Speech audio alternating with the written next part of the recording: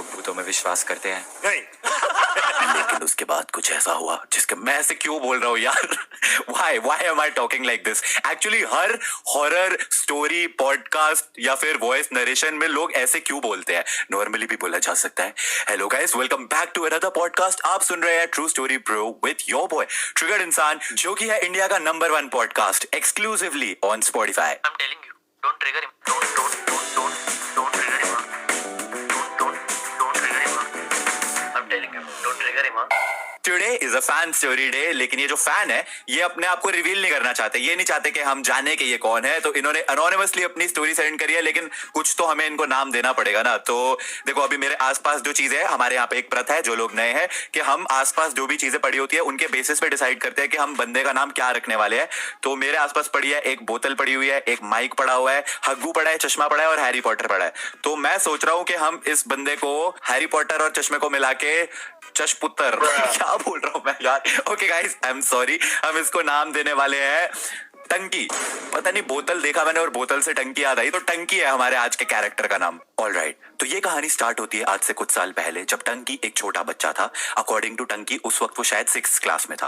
तो एक शाम की बात है, टंकी अपने घर पे, उस वक्त टंकी जो है पंजाब में किसी पिंड में रहता था, तो वो अपने वरांडे में खेल रहा था जब उसकी मम्मी ने उसको आवाज लगाई, टंकी ओ पुत्र टंकी। तो टंकी अपनी मम्मी के पास जाता है और एक आज्ञाकारी बेटे की तरह कहता है, हाँ जी माता जी की होया। तो टंकी की मम्मी उसको कहती है कि बेटा एले दूध दा डोलू जब दूध लेके आ। सो बेसिकली टंकी की मम्मी ने बोला कि ये ले दूध का खाली कैन और जाके पास की डेयरी से दूध लेकर आ। तो टंकी एक आज्ञाकारी बेटे की तरह अपनी साइकिल पे बैठा और मस्त निकल लिया, टहलते टहलते गाने गाते गाते, और डेयरी पे पहुंचा। वहां से दूध दा डोलू आई मीन दूध का वो कैन, उसमें दूध डलवाने के बाद टंकी वापस अपनी साइकिल पे बैठा और वापस आने लगा। चारों तरफ एकदम सन्नाटा वाला टाइम हो रहा था और पिंड में लोग सारा जल्दी भी सो जाते हैं।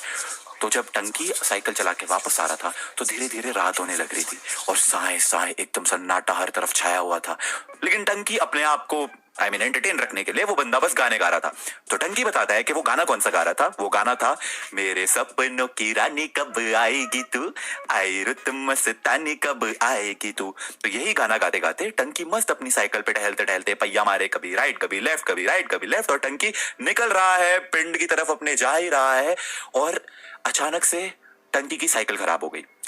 अब टंकी की थोड़ी सी फटने लगी कि यार साइकिल तो खराब हो गई है और ऐसी जगह पे जहां पे कोई है ही नहीं आसपास। तो टंकी ने जल्दी से अपनी साइकिल की चेन चढ़ाई और टंकी फिर से अपनी साइकिल पे बैठ के वही गाना गाते हुए फिर से निकलने लगा, मेरे सपनों की रानी कब आएगी तू, आई रुत मस्तानी कब आएगी तू। और टंकी ने बस इतना ही बोला था कि एकदम से आवाज आती है, मैं आ गई।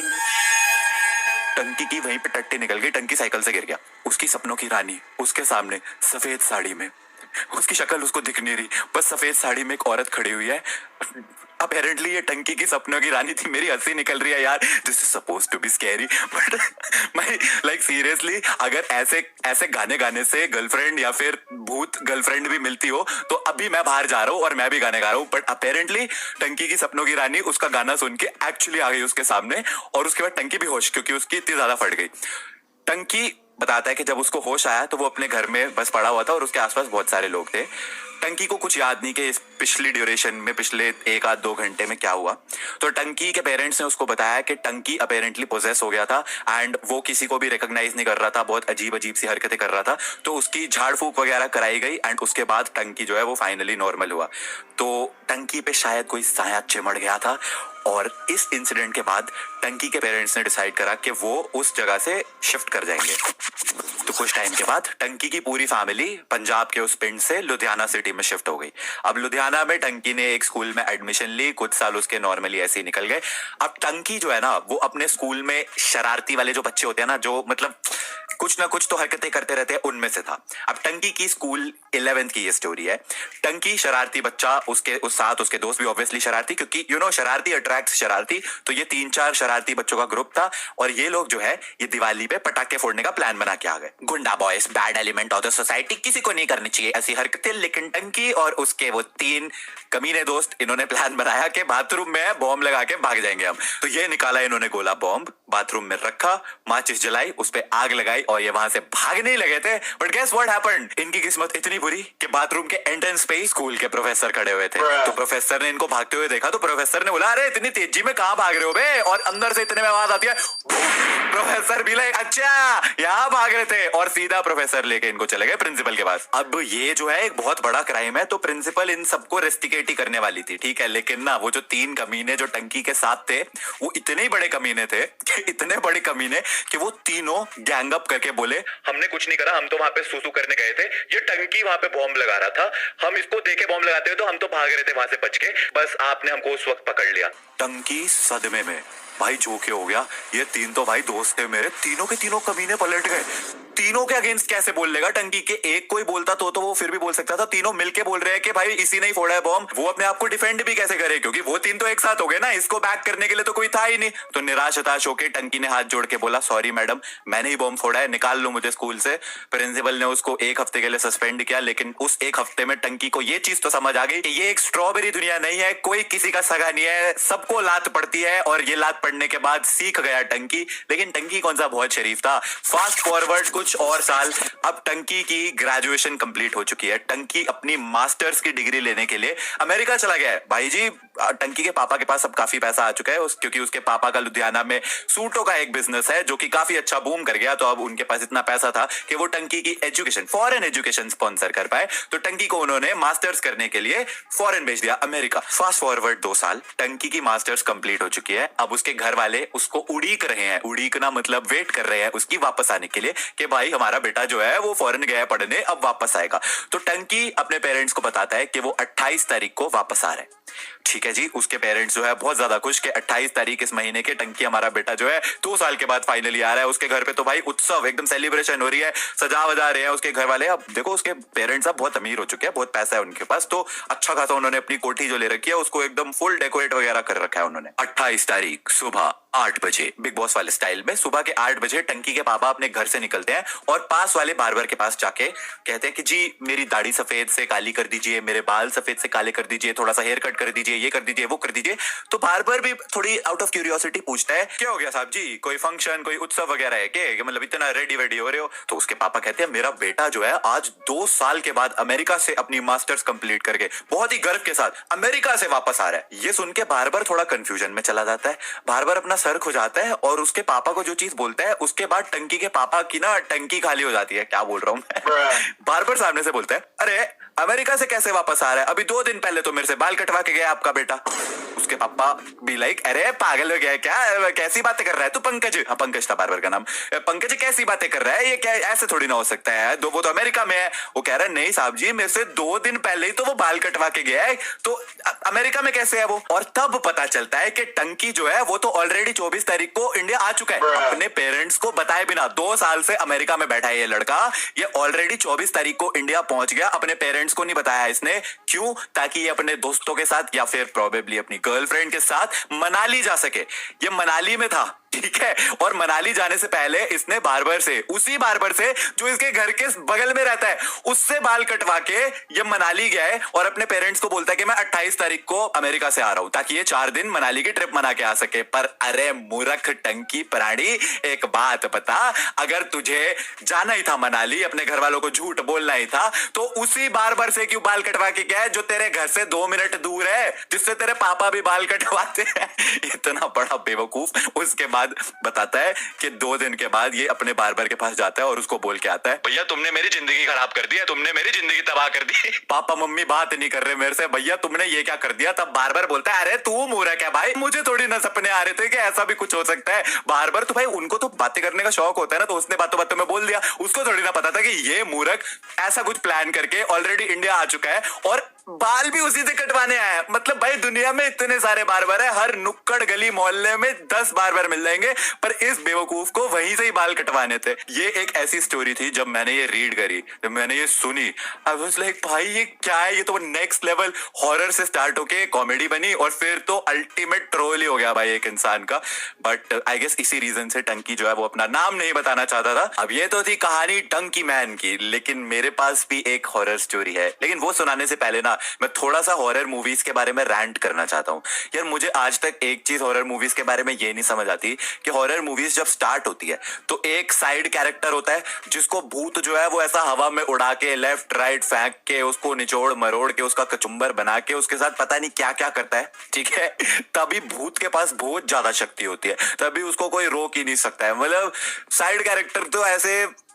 चीड़ फाड़ देते हैं साइड कैरेक्टर को तो भूत लोग। लेकिन फिर उसके जैसे जैसे मूवी आगे बढ़ने लगती है और हमारे हीरो हीरोइन जो पूरी हॉरर मूवी में बस रोमांस करने में ही लगे हुए हैं, ऑलमोस्ट 99% बॉलीवुड की हॉरर मूवीज का यही कॉन्सेप्ट होता है कि हीरो हीरोइन रोमांस कर रहे हैं और भूत पीछे से अपना भूतियापंती छोटा मोटा लाइट ऑन ऑफ कर रहा है। अभी मुझे ये नहीं समझ आ रहा कि जब मूवी स्टार्ट हुई थी तब तो साइड कैरेक्टर को चीर फाड़ करके उसको हवा में उड़ा के उसका पूरा का पूरा कचुम्बर बना दिया था। अब ये हीरो हीरोइन रोमांस कर रहे हैं इसके सामने और ये बस लाइट ऑन ऑफ कर रहे हैं। मतलब सीरियसली डूड, या तो भूत हफ्सी है, उसको मजा आ रहा है इनको रोमांस करते हुए देख के, ये नाच रहे हैं हॉरर मूवी में, ऐसे गाने बज रहे हैं बेपनाह प्यार है आजा, और उसपे हीरो हीरोइन नाच रहे हैं, भूत तालियां मार रहे हैं पीछे बैठ के, हाँ आप ये कर लीजिए, बहुत बढ़िया, आप नाचिए, रोमांस करिए, चुम्मे करिए, मेरे को मजा आ रहा है ये सब देखने में। अभी भूत की शक्तियां कहाँ गई? और चलो ठीक है, अब इनका रोमांस हो गया हीरो हीरोइन का, अब भूत ने थोड़ा सा भूतियापंती करनी शुरू करी, लेकिन अब भूत की शक्तियां अचानक से कम हो चुकी हैं। कैसे? स्टार्टिंग में तो बहुत ज्यादा पावरफुल था, ओवर पावर्ड था ये भूत, अब इस भूत की शक्तियां एकदम से ऐसे कम क्यों हो गई है? Why is it so? अब भूत क्यों नहीं है हीरो हीरोइन को चीर फाड़ दे रहा? वो हीरो हीरोइन भाग के इसके सामने आखिरी बची हुई निशानी भूत की, जिसको अगर जला दिया जाए तो उसकी आत्मा को शांति मिल जाएगी, हीरो हीरोइन उसके सामने खड़े होके वहां पे ऐसा ढूंढ रहे हैं वो आखिरी निशानी, फिर उसको जला भी रहे हैं और भूत अब स्लो मोशन में भाग रहे हैं। भूत भाई कहां गई तुम्हारी शक्तियां? जागो भाई, तुम तो बहुत सर्वशक्तिमान थे ना, किसी को भी हवा हुआ में उड़ा देते थे, अब क्या हो गया तुम्हें? मतलब मेरे को आज तक हॉरर मूवीज के बारे में ये चीज समझ ही नहीं आई कि अचानक से क्या हो जाता है इन भूतों को। एनीवेज ये तो एक छोटा सा रैंट था, मैं इसलिए रैंट कर रहा था क्योंकि अभी ना मैं एक हॉरर मूवी देख के आया, मेरे को तो नाम भी नहीं याद उसका, बट ठीक है। तो अभी 2 दिन पहले क्या हुआ, so this is a nightmare bye the way guys, एक बुरा सपना था ये एक्चुअली में नहीं हुआ मेरे साथ, लेकिन ये नाइटमेयर ऐसा था कि इतना रियल लगा मुझे, इतना ज्यादा रियल लगा कि मेरी सच में फट गई, मैं मजाक भी नहीं कर रहा। व्हेन आई वोक अप मेरे को ऐसा ब्रीदिंग में प्रॉब्लम हो रही थी, मेरी हार्ट बीट बहुत ज्यादा तेज थी, and this is the only dream slash nightmare मेरी जिंदगी का जो मेरे को अभी तक एकदम क्रिस्टल क्लियर याद है। क्योंकि यूजुअली जब तुम उठते हो ना तो तुम्हें ड्रीम्स वगैरह ऐसे ढंग से याद नहीं होते कि एग्जैक्टली क्या हो रहा था, बट ये मैं भूल ही नहीं पा रहा, पता नहीं क्यों, मतलब it felt so real. And अभी भी मेरी आंखों के सामने वो सीन चल रहा है एंड मैं उसके बारे में इमेजिन कर रहा हूँ ना, बता भी रहा हूँ तुम्हें, मेरे को जेन्युइन गूज़बम्स आ रहे हैं। ऑलराइट, सो स्टार्ट कुछ ऐसा होता है, ये सीक्वेंस है पूरा, ठीक है, कि मैं एक चर्च में बैठा हुआ हूँ और मेरे साथ मेरी मम्मी बैठी हुई है, और इट फेल्ट लाइक मैं थोड़ा सा छोटा था, और दिस इज नॉट आज या मतलब रिसेंट टाइम की नहीं लगी मेरे को, ये ड्रीम जो था ये प्रोबेबली थोड़ा सा पुराने वाले टाइम का है, जब मैं थोड़ा छोटा सा था, एंड साथ में मेरी मम्मी बैठी हुई है, एंड चर्च में हमारे बिल्कुल अपोजिट कॉर्नर पे सेम एक बच्चा अपनी मम्मी के साथ बैठा हुआ है, ठीक है। एंड मैं मम्मी के साथ वहाँ पे क्यों बैठा हूँ? क्योंकि मैं वेट कर रहा हूँ कि मेरा एग्जॉर्सिज्म होगा, मैं पोजेस्ड हूँ, ओके बोलते हुए भी मेरे को गूज़बम्स आ रहे हैं, मैं पोजेस्ड हूँ। मेरी मम्मी मेरे को ऐसे पकड़ के बैठी हुई है कि उनका बेटा जो है उसमें भूत चिमड़ा हुआ है, और मैं ऐसे बस नीचे सर करके रोए जा रहा हूँ, मम्मी से पूछ रहा हूँ मम्मी मैं ठीक हो जाऊंगा ना? एंड इतने में गेस व्हाट हैपेंस, चर्च के गेट से एंटर्स अ लेडी, येलो कपड़े पहने हुए, सफेद एकदम उसका मुंह और आंखें एकदम वैलिक जैसी, और वो बस सीधा चलते हुए आती है मेरी तरफ देखते हुए चर्च पे, एंड वो मेरे पास नहीं आती, वो बस मेरे और मेरी मम्मी के आसपास सेमी सर्कल में घूमना शुरू कर देती है, लेकिन उसकी आंखें सिर्फ मुझे देखी जा रही है, she is looking dead straight into my eyes, और बहुत ही ज़्यादा गुस्से के साथ वो बस मेरी तरफ देख रही है और सेमी सर्कल में घूमे जा रही है। वही भूत थी बाय द वे, अगर अभी तक आपको समझ नहीं आया, एंड उसने मुझे पोजेस कर रखा है और वो मेरे को दिख रही है, मेरी मम्मी को नहीं दिख रही, एंड मैं बस उसको देख के बस चिल्ला रहा हूँ कि छोड़ दे मुझे, थू है तुझ पे, थू है तुझ पे, एंड जैसे मैं बोलता हूँ थू है तुझ पे, तो वो एकदम डेमोनिक सी आवाज में थू है मुझ पे, तू है मुझ पे करके मेरी तरफ ऐसा सेमी सर्कल में घूमे जा रही है और ज्यादा गुस्से में मेरी तरफ देखी जा रही है और मैं जोर से चिल्ला रहा हूँ एंड मम्मी मेरे को ऐसे पकड़ के बोल रही है क्या हो गया क्या हो गया क्या हो गया नो क्या हो गया एंड वो बस भूतनी जो है और ज्यादा अग्रेसिव होते जा रही है और उसकी आवाज इतनी ज्यादा डेमोनिक है तू है मुझ पे ऐसे करके वो चिल्ला रही है she is looking at me इतने गुस्से के साथ इतने रेज के साथ कि मैं बस इतना बता सकता हूँ तुम्हें कि उसकी सिर्फ उस लुक की वजह से मैं रो रहा हूँ लेजिट रो रहा हूँ एंड मैं बस रोते रोते में मेरी नींद खुलती है एकदम से एंड मैं रियलाइज करता हूँ कि मैं ना अपने राइट शोल्डर के बल पूरी रात सोया रह गया तो इस वजह से जब मैं उठा तो मेरे राइट शोल्डर में इतनी भयंकर पेन हो रही थी so basically my body was giving this sign कि भाई पलट ले वरना टूट जाएगा तेरा राइट कंधे से पैरालाइज वगैरह भी हो सकता है मैंने एक थ्योरी बनाई है ठीक है ये मेरे केस में तो सच है कि ड्रीम्स मुझे सिर्फ तब आते हैं जब मेरी बॉडी मेरे को कुछ इंडिकेशन दे रही होती है तो मैं जब भी किसी ड्रीम की वजह से उठता हूँ या तो मुझे बहुत ज्यादा प्यास लग रही होती है या मुझे बहुत तेज सुसु आ रहा होता है या मेरी बॉडी कोई बहुत ही अनकंफर्टेबल पोजीशन में होती है कभी कभी क्या होता है कि हम ना अपना हाथ अपनी चेस्ट पे रख के सो जाते हैं तो उस वजह से ना थोड़ी देर के बाद ना ब्रीदिंग वगैरह में इशू होने लग जाता है एंड कई बार उसमें ड्रीम ऐसा क्या आता है कि जैसे मेरे ऊपर कोई लेटा हुआ है एंड वो मुझे दबाने की कोशिश कर रहा है काफी लोगों के साथ ऐसा होता होगा मेरे साथ यूजुअली यही होता है कि मेरी बॉडी जिस लेवल की मेरे को पेन हो रही हो या जिस लेवल का डिस्कम्फर्ट में मैं होता हूँ उस लेवल के हिसाब से मेरे को नाइटमेयर आता है एंड ये इतना भयंकर नाइटमेयर था कि मैं जब उठा आई जेन्युइनली फील कि मैं अगर और 15 मिनट उसी पोजीशन में अपने कंधे के बल सोया रह जाता ना मेरा राइट कंधा कसम से टूट ही जाता इतनी पेन में मैं उठा था एंड प्रोबेबली इसीलिए वो जो नाइटमेयर आया वो उसी लेवल का एक्सट्रीम नाइटमेयर था इतना कि मैं तुम्हें अभी बता भी रहा था ना तो मैं सिर्फ उस फेस को इमेजिन कर सकता था वो येलो से सूट में पहनी हुई लेडी जो बस मेरे आसपास सेमी सर्कल में घूमते हुए मेरी तरफ घूर रही है and those eyes god damn मेरे को वो आंखें नहीं भूल रही भाई वो आंखें ऐसा अभी मैं सामने रिकॉर्ड करते हुए स्क्रीन की तरफ भी देख रहा हूँ ना तो I can imagine those eyes पता नहीं यार कोई ना कोई ऐसा नाइटमेयर सबके साथ होता है जो उनको आता है बार बार ये मेरे को फर्स्ट टाइम आया नाइटमेयर और उसी में मेरी फट गई कसम से but I hope you guys enjoyed this story and if you did तुम्हें पता है तुम्हें क्या करना है इस पॉडकास्ट को 5 स्टार रेटिंग देनी है ठीक है I share this podcast with your friends जो टंकी के जैसे हो या फिर टंकी के जैसी किस्मत हो जहाँ पे बंदा पटाखा फोड़ने के लिए बाथरूम में गया पहले तो बता रहा हूँ मैं बहुत बुरी बात है पटाखे फोड़ना या ना फोड़ना तुम्हारी मर्जी है लेकिन स्कूल में क्यों फोड़ने हैं आई मीन मर्जी है तुम्हारी मैं कौन होता हूँ बोलने वाला लेकिन अगर तुम्हारे ऐसे दोस्त हैं जिनकी ऐसी किस्मत हो कि स्कूल में वो पटाखे फोड़े और गेट पे प्रोफेसर खड़ा होकर उनको देख रहा हो कि वाह बहुत बढ़िया बेटा बहुत बढ़िया वो सुर्री में ढंग से आग लगा तो ऐसे अपने दोस्तों के साथ शेयर जरूर करना ये पॉडकास्ट स्पेशली दोस्त back bencher friends of yours जो करते हैं ऐसी हरकतें एंड पटाखे से याद आया हमारे अगले स्पॉटिफाई के एपिसोड में आने वाले हैं एक पटाखेदार गेस्ट जिनकी स्टोरी सुन के आप बस एक ही क्वेश्चन पूछेंगे कि बिजली का बिल किसका ही बाप भरेगा काफी ज्यादा स्पॉइलर हो गया होगा आई एम प्रीटी श्योर सबको समझ आ चुका है मैं किसकी बात कर रहा हूँ तो यस नेक्स्ट वीक का पॉडकास्ट काफी इंटरेस्टिंग और एंटरटेनिंग होने वाला है एंड उसके लिए एक काम कर लेना नोटिफिकेशन वाले बेल आइकन को दबा देना ताकि अगले वेडनेसडे को जब वो वाला एपिसोड आए तो तुम्हें नोटिफिकेशन मिल जाए of true story bro with triggered Insaan India's number 1 podcast by the way thanks to you guys of course वो नंबर 1 पोजीशन पर हमको लेकर जाने के लिए I will see you guys in the next episode till then thanks for listening